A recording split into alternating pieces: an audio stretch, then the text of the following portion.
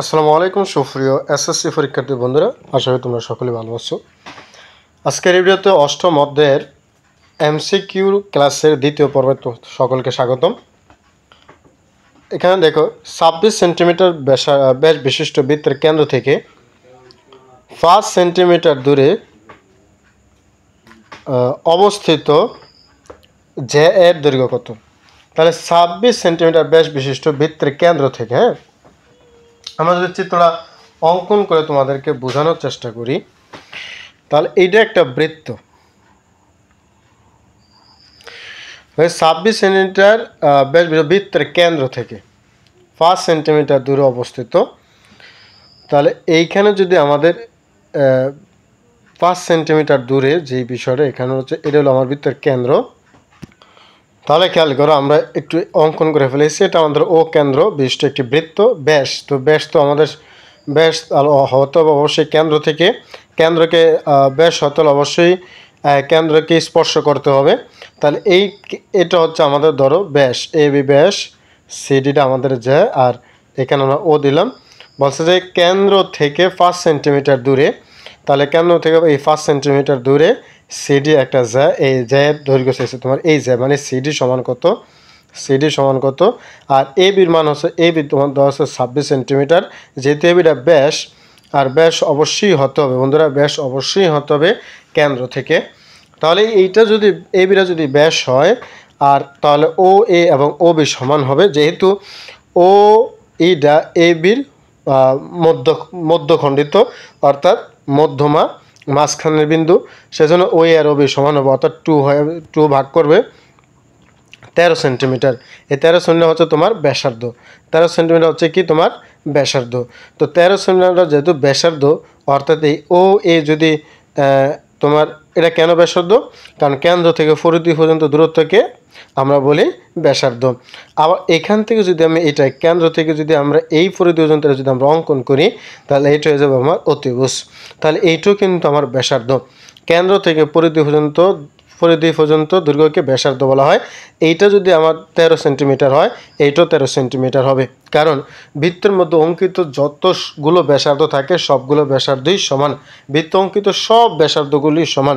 সুতরাং ও এ 13 সেন্টিমিটার হলে ও CO 13 centimetre, এবং তোমার ও ই এখানে 5 সেন্টিমিটার দেওয়া রয়েছে, অর্থাৎ লম্ব 5 সেন্টিমিটার। তাহলে ও সি তোমার 5 সেন্টিমিটার যেটা লম্ব, এবং ও সি হলো তোমার 13 সেন্টিমিটার যেটা হলো অতিভুজ, এবং ও ই হচ্ছে তোমার 5 সেন্টিমিটার যেটা হলো আমার কি লম্ব। এখন আমাদের এই সিই বের করতে হবে, অর্থাৎ ভূমি বের করতে হবে। তাহলে ভূমি তোমরা জানো যে অতিভুজ স্কোয়ার মাইনাস লম্ব স্কোয়ার। তাহলে অতিভুজ হচ্ছে তোমার 13 উপর স্কোয়ার, মাইনাস লম্ব হচ্ছে 5 উপর স্কোয়ার। 13 স্কোয়ার করলে তোমরা পাচ্ছ 169, 5 স্কোয়ার করলে তোমরা পাচ্ছ 25। তাহলে এখানে তোমরা যদি 169 25 বিয়োগ করো, তাহলে পাবা তোমরা 144। তার মানে 144কে রুট করলে আছে 12, অর্থাৎ সিই সমান 12। সি যদি 12 হয়, তাহলে পুরো সিডি হবে কত? 24। সুতরাং তোমার অ্যান্সার হচ্ছে 24 সেন্টিমিটার, ঘ নাম্বার। আসলে বুঝতে পেরেছো এই জ্যামিতিটা? যদিও তোমার প্রশ্নটা এক লাইনের, কিন্তু বোঝাতে গেলে দেখো 3 মিনিট, প্রায় 4 মিনিট হয়ে গেছে। আশা করি তোমরা বুঝতে পেরেছো এই জ্যামিতিটা। না বোঝা কমেন্ট করবা। 2 নম্বর খেয়াল করো, ওফি সমান 3 সেন্টিমিটার, এম এন সমান 8 সেন্টিমিটার হলে ও এন সমান কত? একই জ্যামিতি ওফি, অর্থাৎ লম্ব তোমার দেওয়া আছে 30 সেন্টিমিটার, এম এন, এই এম এন অর্থাৎ এই জের পরিমাণ আছে 8 সেন্টিমিটার, তাহলে এম ফি হবে 4 সেন্টিমিটার, আর ফি এন হবে 4 সেন্টিমিটার। 2 ভাগ করলে ও এন সমান কত? ও এন হবে 5 সেন্টিমিটার। 3 4 5 এরা মনে রাখবা, 3 4 5, অর্থাৎ অতিভুজ বের করতে হবে। যেহেতু লম্ব আর ভূমি 3 and 4 দেওয়া আছে, তার অতিভুজ হবে 5।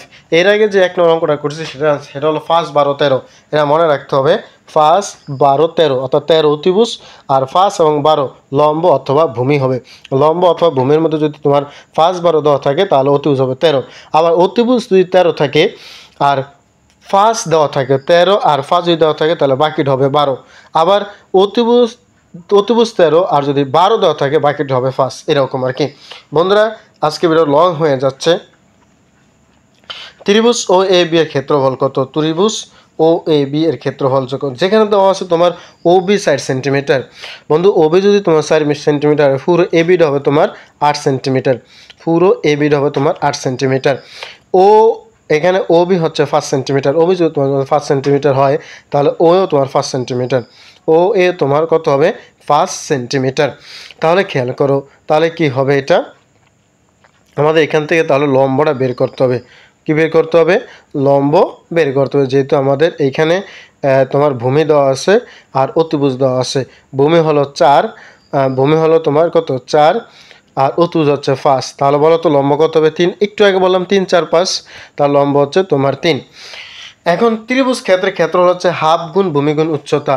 হাফ গুণ ভূমি হলো তোমার 8 সেন্টিমিটার আর উচ্চতা হচ্ছে তোমার 3 সেন্টিমিটার, যেটা আমরা একটু আগে পেয়েছি 3 4 5। তাহলে এখানে তুমি পাবা 4 দুগুণে 8, 3 4 12। তাহলে ত্রিভুজের ক্ষেত্রফল হচ্ছে 12 বর্গ সেন্টিমিটার। এরপরে আসো কোন বৃত্তের একই চাহুর বৃত্তস্থ, কোন বৃত্তের একই চাহুর উপর বৃত্তস্থ কোণ ও কেন্দ্রস্থ কোণের মান 2y + 10 ডিগ্রি এবং y + 110 ডিগ্রি হলে y এর মান কত?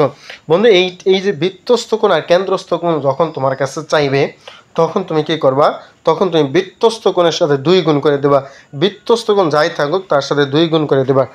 2 গুণ সমান হবে কেন্দ্রস্থ কোণ। তাহলে এখানে 2y + 10 ডিগ্রির সাথে আমরা 2 গুণ করব।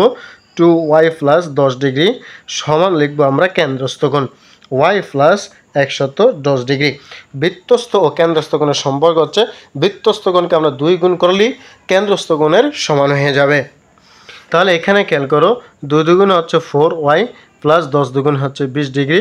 এখানে খেয়াল করো y + 110 ডিগ্রি।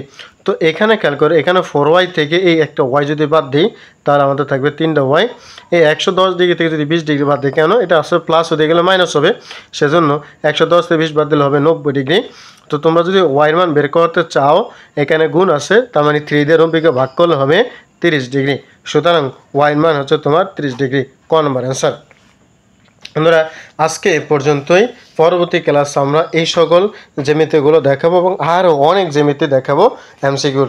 ধন্যবাদ সকলকে, আল্লাহ হাফেজ।